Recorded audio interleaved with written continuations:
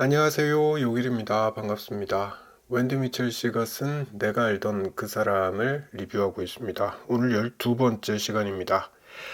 치매 환자가 보이는 대표적인 증상 중에 하나가 의처증이죠. 아내를 혹은 남편을 의심하는 겁니다. 배우자가 자신을 속이고 있다고 믿는 거죠. 이런 망상장애 또 다른 예를 들어보자면 누가 내 집에 몰래 들어와서 내 물건을 가지고 갔다, 훔쳐갔다, 이렇게 믿는 증상도 예로 들 수 있을 겁니다. 치매 환자가 이런 증상을 보일 때 가족은 고민하게 되죠. 아니라고 말을 해야 되나? 아니면 그냥 놔둬도 되나? 네, 이런 고민을 하게 됩니다. 오늘은 그 이야기를 좀 해보겠습니다.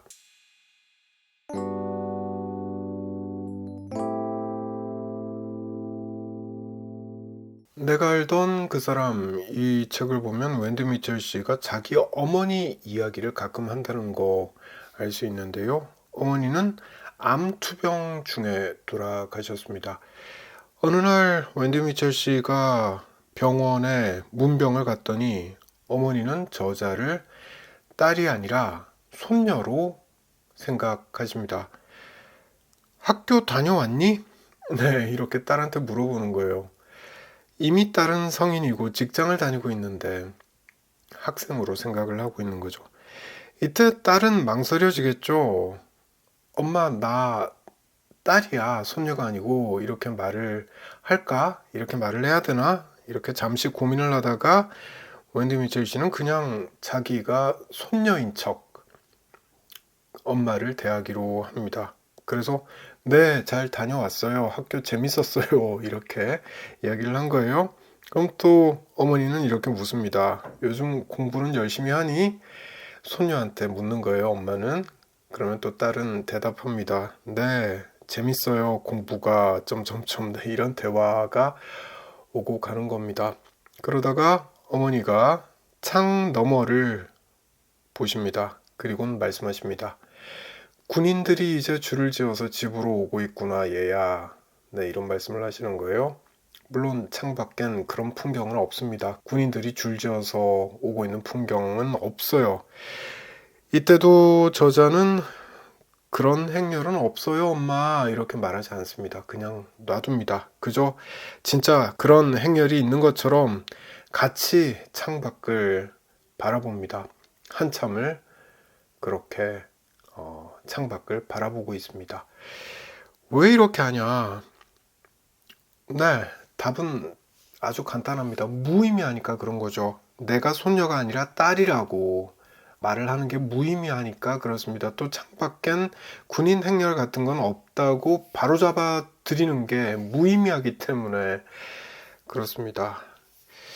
자, 그리고 책에 나오는 다른 예를 하나 더 이야기를 해보겠습니다. 저자가 병원에서 행정직 직원으로 일할 때 있었던 일이라고 책에서 소개하고 있습니다. 어느 병동에 직원을 만나러 갔더니 소란이 벌어지고 있더라고 해요. 치매 노인이 소리를 지르고 있는 거예요. 내 아내가 어딜 갔냐? 네, 이렇게 소리를 지르고 있습니다. 근데 이분의 아내는 이미 돌아가신 분이에요. 간호사들도 이걸 알고 있습니다. 그렇기 때문에 그냥 노인이 지칠 때까지 그냥 놔두고 기다리고 있습니다. 이때 이 책의 저자 웬디 미첼 씨가 이 노인에게 다가가서 말을 건넵니다. 아내가 어떤 분이세요? 말씀을 해주세요. 이렇게 말을 건넵니다. 노인의 관심을 끄는 거죠. 그랬더니 노인은 눈을 반짝반짝 빛내면서 아내에 대한 이야기를 하기 시작합니다. 저자는 책에서 이렇게 이야기합니다. 잠시 읽어볼게요. 노인에게 사랑하는 아내가 죽었다고 계속 말을 하는 건 잔인한 일이겠지.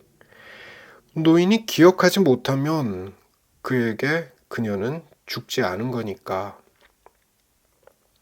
네, 굳이 말할 필요 없다는 거죠. 그 이야기를 하고 있는 거예요.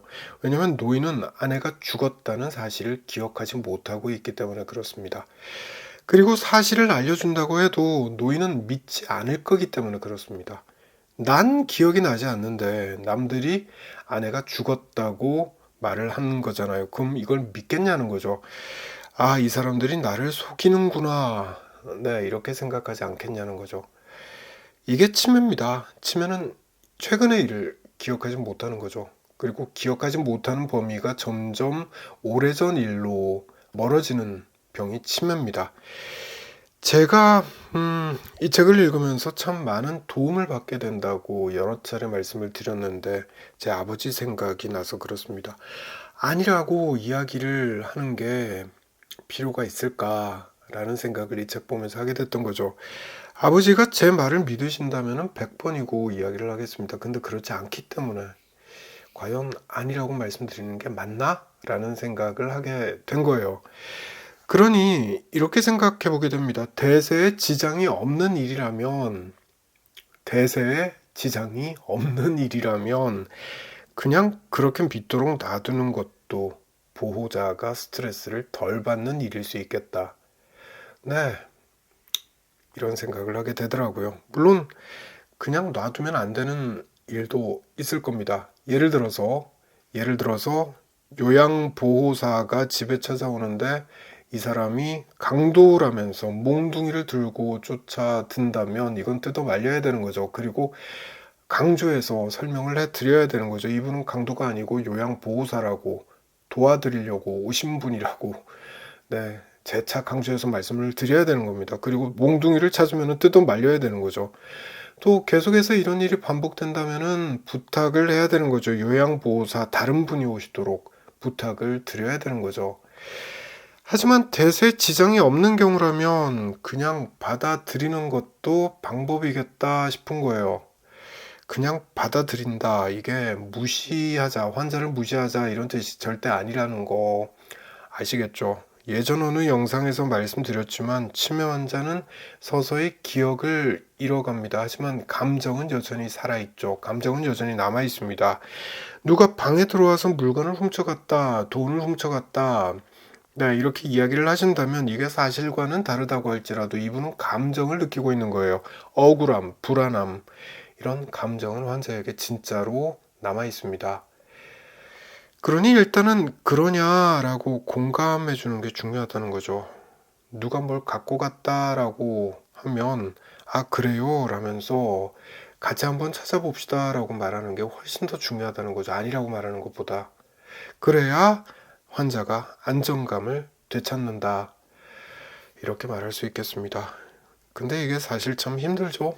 그래요. 이렇게 말하는 거 말은 쉬운데 행동하긴 진짜 힘들다는 거 알고 있습니다. 음, 실제로 해보면 도 닦는 기분이 든다라고 말씀하시더라고요.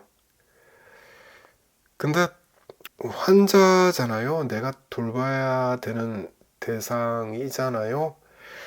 그러니 내 입장에서 맞는 말, 사실관계를 이야기하는 것보다는 환자가 편안함과 안정감을 느낄 수 있는 말을 내가 해드리는 게 상황을 진전시키는데 훨씬 더 도움이 될 수 있겠다라는 생각을 이 책을 보면서 해봤던 것 같습니다. 자, 오늘은 여기까지 하겠습니다. 이 책에는 치매 환자의 가족들이 참고할 만한 내용이 진짜 많이 들어있습니다. 다음 영상도 웬디 미첼 씨가 쓴 내가 알던 그 사람을 가지고 돌아올 테고요. 새로운 내용으로 영상을 만들어서 다시 찾아뵙겠습니다. 고맙습니다.